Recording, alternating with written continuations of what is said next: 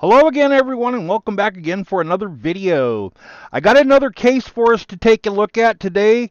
This one is the Nova Mesh M. Kind of a smaller version of the Nova Mesh. It's made, of course, by BitFenix. Haven't used a BitFenix product in many years, so this will be fun. So we're going to take this one out of the box, take a look at it, and do like I usually do. We'll do a build in it, and then we'll sell it off. So let me get this unboxed here, and let's take a look at this. Alrighty, here we got the case unboxed and torn apart here. Took the sides off of it, took the front off of it. So we can have a look at it here. As you can see, it comes with 3 fans, 2 in the front, 1 in the back. They are all 320 millimeter fans. Comes with a instruction booklet here, I guess. Kind of leads you through the installation and what have you. Don't need that. You can see it's got a opening right there, a window for the power supply. Let's turn it around here, look at the front. You can see on the front here, you can actually get 2 140 millimeters in there. I might put some 140s in there. I guess we'll see as we go along here and keep building this here, just for maximum exposure there on the front for the air. Let's look on the back here. Let's put some light down here and take a look at that RGB controller. A second here. Let's get a little, see if we can get a little zoom in here on this. A little bit here so you can see it. It has some sockets up on top here.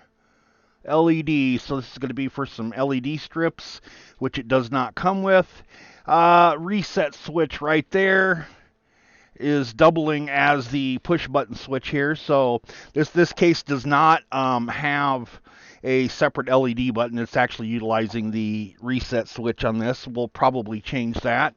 As you can see, it's got 4 different ports here for RGB, plus these 2 up here make it a total of 6, but we'll say 4. 3-pin 5-volt RGB right here, and 4 fan headers right here. Now, as you can see, the fans are 3-pin. These are not PWM, and this controller only has 3-pin connections on it. So that right there tells me that these fans are not going to go in here. This crap is going to come out, so we'll take this stuff out. Moving right along here, let's take a look here. We've got a couple places, let's see, to mount your cable management. Let's count them here. 1, 2, 3, 4, 5, 6, 7, 8, 9, 10, 11, 12. So I count 12 spaces there for wire management. Let's see how deep this is. It's going to be, 1 second here. Let me get out the ruler. Take it to the back wall.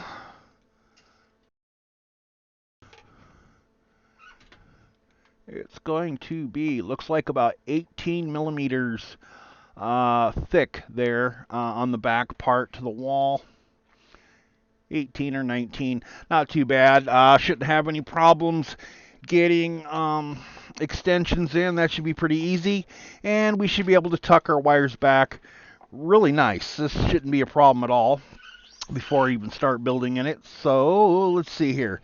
Looking at it down here, let's get some of this wires and stuff out of the way here. Looking at it down here, you can see we can put our hard drive. It's got like a little special thing there on the bottom, the way that positions it, so it looks like you could take your hard drive rack and actually move it over a little bit if you need to, if you're needing more space up here for, like, say, an AIO or something. So we can do that. And we can mount a couple SSDs there as well. And here's where our power supply goes. It's got a little bit of padding right there. That pads it up. Looks like it's going to be pretty close here with screw in there. Maybe I can get a strip in there. Maybe I'll try. We'll see. It's got a cheap filter on the bottom for the power supply right there. We can see that. 1 second here. Let's tip this camera here. And looking on the back, you can see the power supply will only mount in one way. It utilizes this crap right here that slides in and out, and this one here will come apart. You can see right here, you can put it back in. The other three will break away. Okay. Other than that, pretty plain and average case here. Let's take a look at the top here so you can take a look at that AIO. There we go. As you can see, we've got power button, reset button, and 2 USB 3.0? Yeah, 3.0, but they're white. Weird. Okay, and then, of course, your head jack and microphone as well. That's it. Not much to this case. Now, it looks like you can mount, judging by the positioning right here, you can mount an SSD right here as well. You can mount one here, here, and you can mount one here. So that's 3 of them there, 4 of them down there. Say 5 SSDs total in this. Okay. Like I said, I don't like these fans. They are not PWM, and I prefer PWM. So I'm going to go ahead and pull these fans out, and let's start doing a build in this thing.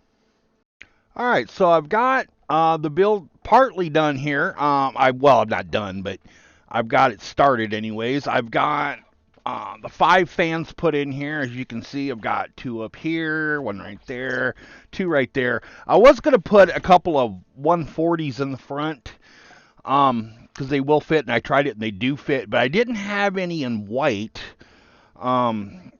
unfortunately. All I had was black, and I really didn't want to do an all black theme here just because, but I am going to incorporate some black in here. Anyways, so I also put a strip right here. Now this comes up at kind of like about a 45-degree angle right here. It goes right flat here, and then 45 there. So that worked out well there. That'll stick up right there, and then flipping it around this way, looking down here, you can see I did a Rgb strip around the perimeter of the window as well, like I usually do. I just got the hot glue gun out here and glued it in there on the corners, glued it there, and glued them up along there. And then, of course, routed my wires in through here. So it's nice and open here for the power supply. So I'm using a different type of RGB today than what I normally do. I mean, I've used this type before. This is the 6-pin stuff is what I'm going to use today. This is going to be kind of an economical build. This case isn't too bad on the price. It's 59 bucks, I believe, is what it was going for. So, I mean, this is kind of a value case for you budget builders. So I figure, you know what, we'll stick some budget stuff in here, make this kind of a budget build. But it's looking pretty good so far. I got all the RGB taken care of that I needed. Now it's time for the motherboard. Like I said, I'm going to do a little bit of red here. I'm thinking of a red, black, and white theme is kind of what I'm thinking here. Let me pause this, go get the motherboard, and we'll talk about that. Alright, so I got the motherboard installed now. As you can see, this is an ASRock A320M AC. So yes, it does have Wi-Fi on the back here. This is kind of a cheaper board. Got it for about 59 bucks. On Amazon. It was refurb. Now, I had to do, of course, BIOS flashing on this to get the processor that I wanted to use to work in here. You know, I'd use my my house chip wherever it went to. It's around this pile somewhere, and flashed it. So we're going to put a AMD Ryzen 5 4500 in there. That's a pretty economical CPU. It's modern. It does pretty decent. So I figure, you know, for an economical build, that's perfect choice here. That's what we're going to use. And then we got our video card going on here. Everything's all plugged in the front. I have done nothing in the back. Let me flip this around here. Nothing has been done in the back. Nothing's been strapped down or anything yet. Now, of course, I'm going to do like I always do, and I'm going to save the fans for last. But since everything is plugged in now I'm going to go ahead and take out my zip ties and organize all this shit. So let me go ahead and cut the scene here. Let me get that done here, and we'll come back. All right, so the initial wiring, base wiring for the front panel is finished now, and I have it all organized, as you can see. Have it all tied back in here so that we've got all kinds of room to work with still.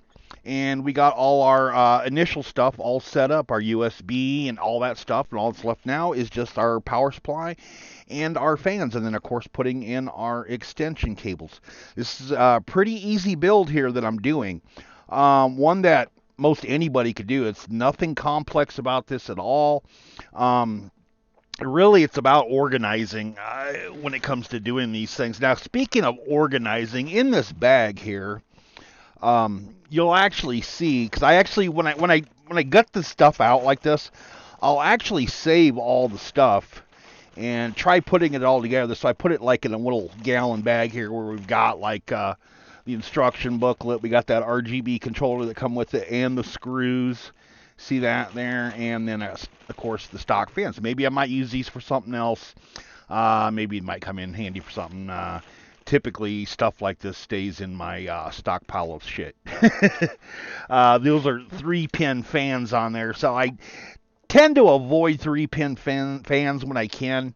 I like to go with the 4-pin PWM type. But anyways, we are progressing along here.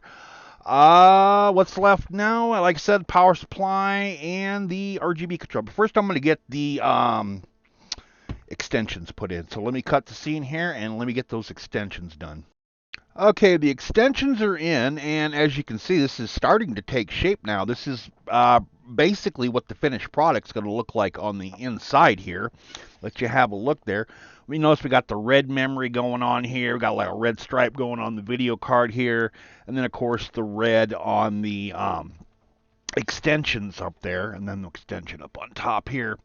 So we got a nice little red, white, and black theme going on here overall. Now you notice I'm using the stock AMD fan, and I'm using some Corsair LPX. That isn't adding any extra cost into the build, like if I use like another one of my coolers or an AIO or whatever. So it kind of keeps the budget on this pretty low. It works fine, the stock cooler. The Corsair LPX memory is some of the cheaper stuff on here. It's PC 3200 speed, 16 gigs. It's kind of a low profile memory, so it actually works pretty good in low profile cases too. But I figure, with the red color on it, with the red kind of theme here that I'm shooting for, I think that kind of fits rather well here. That and this motherboard, because I had previously did a build on this motherboard, does not have RGB control with like the the Polychrome software from ASRock. The Polychrome does not work on this board, so we don't really have RGB control that we could use unless we went with Corsair. Corsair, of course, is a little higher priced memory. Again, this is a budget build, so I figure, we'd leave out that RGB on the memory. Don't really need it. We're going to have enough of it going on here with what I've got going on here, plus the fans and stuff. That this should look pretty neat as it is. So let me go ahead and whip out the power supply next, and we'll work on that. All right, we got the power supply here. Now, this is just a Cyberbron 500 watt power supply is all this is. Just a plain power supply. It's not modular or anything like that. Pretty budget oriented power supply here. Now what I'm doing here is I'm just kind of rough cutting here. I'm going to put some vinyl wrap on this like I usually do. This is a pretty simple process. You just take the vinyl wrap and peel it from the backing here, and we'll just slap it on right there, just right over the power supply. And then we'll get out the razor blade here, wherever I did with it. Now we'll just use the scissors. And we'll trim this here just right along the edge here. Don't have to be perfect. Don't have to be neat with it. There we go. And we'll just line this up here. Just trimming it down a little bit here. Actually looks like shit right here. Let me trim this. There we go. And boom. Just like that. Now, like I said, you don't have to be perfect with this. You could be a little sloppy here. Main thing is, as long as you're covering up this spot right here on the power supply so that when we stick it in, it'll be white in this window. Now let me go ahead, cut this scene, go ahead and stick the power supply in here, and I'll show you that. All right, there we go. Power supply's in, and as you can see, this is nice and white. My slop work isn't showing because it's, you know, tucked under there, tucked over there, tucked up here. So you can't see any of that. It looks pretty pro looking, doesn't it? So it looks like a white power supply there. We've got RGB going on here. This is looking pretty good. Looking pretty good. All right, all that's left now is to plug it back in. You know, I think I might stick another drive in here just to add a little more capacity to this. We'll see. I'm gonna get rid of, or I'm gonna take care of the preliminary stuff first, get it booted up first, and we'll see. I might stick some additional storage in here. Let me cut the scene and we'll carry on. Alrighty then, the build is now done, so we'll do like I always do. We'll take a look at the stats on the screen here. Let's go ahead and open up Task Manager so you can see what we got going on here. Excuse me, CPU is the AMD Ryzen 5 4500. Memory, we are running 16 gigs of the Crucial LPX PC 3200. Disk 0 is a 1 terabyte Gen 4 solid state drive, NVMe drive, excuse me. And GPU, we're running in Radeon RX 580. Now, the RX 580 on the used market is a pretty good buy right now, if that's a video card you're interested in and you don't got a lot of money to spend. The prices on it have really come down. So if you can't afford some of the newer, more expensive cards, that is something to, worth looking into if you are looking to build a budget computer. Would be the RX 580. Pretty good price. You could probably get them for under $100, pretty easy. All around nice system here with nice well-rounded parts. They're not super high end. Nice and budgeted. Most anybody could afford this build. Pretty decent. Let's look at some other stats here. Crystal Disk Mark, we'll start out there. I scored a 3,748 on the read, 3,471 on the write. Pretty good for that Gen 4 card here in this board. This is an A320, so I'm pretty impressed there, considering the speeds we got.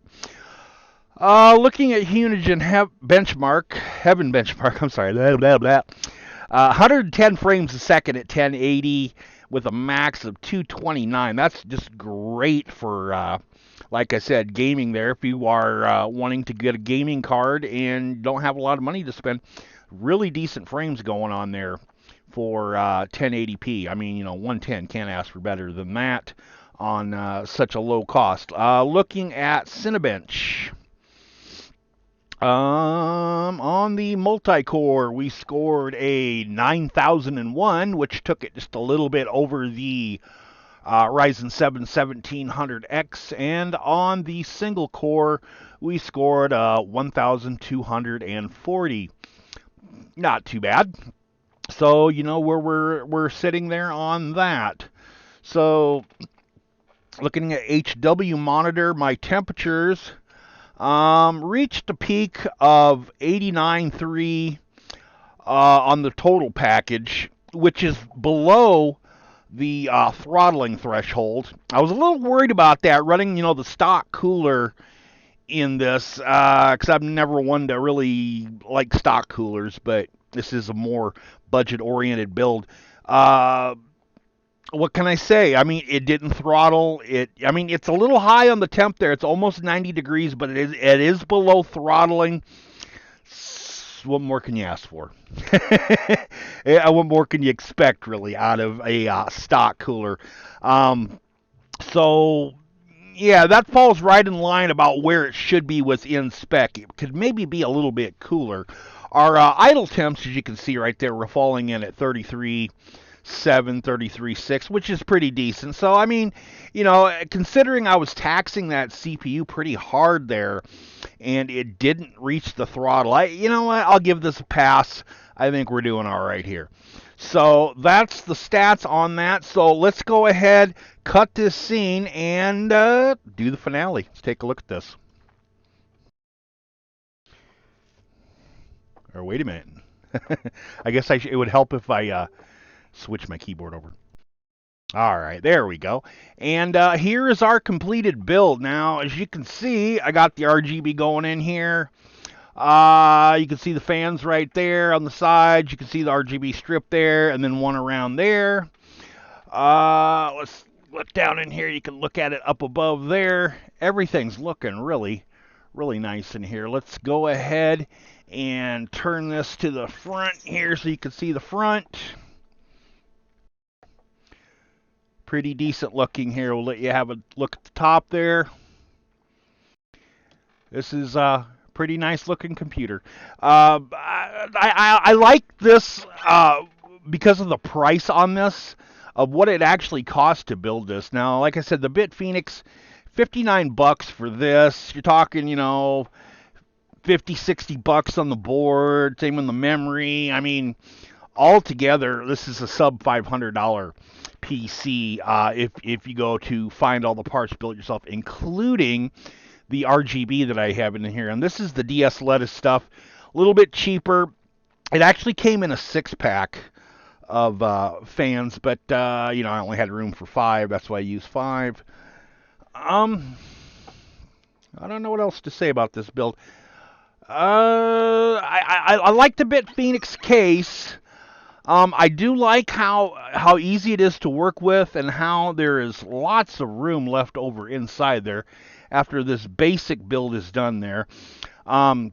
Obviously, I could squeeze some more stuff in there. I could get some more drives in there if I wanted. I'd get at least 3 more in the front there, one in the bottom and 2 more on the sides there, plus down on the bottom. Temperatures weren't too bad considering. This is a pretty decent computer. Now, this one is going to go up for sale like I usually do on these. You should be seeing it up on eBay here in a bit. Now, if you check back later on in this week, you'll see it up for sale on eBay, and I'll actually have the link to it here in the video description down at the bottom. If you don't see the link, that means it's probably already been sold, but the link won't be in there when I put this video first up. It's going to be coming up. I'll have to change that if you get what I'm saying. But that's going to be it for this one, guys. This is, again, the BitFenix Nova Mesh M.